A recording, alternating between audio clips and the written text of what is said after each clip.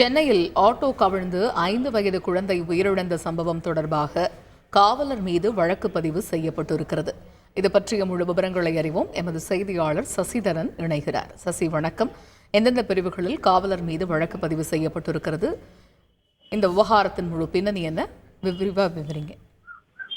சென்னையில் நேற்று இரவு காமராஜர் சாலையில் விபத்து நடைபெற்றது. அதில் ஆட்டோ தலைக்குப்புற கவிழ்ந்து விழுந்து 5 வயது சிறுவன் உயிரிழந்தான். உடனே அருகில் இருக்கக்கூடிய மருத்துவமனைக்கு கொண்டு செல்லப்பட்டு அங்கிருந்து குயின்ஸ் ரோட் அப்போலோ மருத்துவமனைக்கு சிகிச்சைக்காக அழைக்கப்பட்டனர். ஆனால் வரும் வழியிலேயே சிறுவன் உயிரிழந்து விட்டதாக தெரிவிக்கப்பட்ட நிலையில் ஆட்டோவில் பயணித்த மற்ற முதியவர்கள் இருவரும், ஆட்டோவை பயணித்த குழந்தையின் தாத்தா மற்றும் அவரது பாட்டி ஆகிய இருவரும் சிகிச்சை பெற்று வரக்கூடிய நிலையில் ஆட்டோ மோதி காவலரும் மருத்துவமனையில் சிகிச்சை பெற்று வருகிறார். இந்நிலையில அவர் கான்வாய் செல்லும் வாழையில் போக்குவரத்து பணியில் இருந்த காரணத்தினால் அப்போது அவர் மீது அண்ணா சதுக்கம் புலனாய்வு போலீசார் விசாரணை மேற்கொண்டு வருகிறார்கள்.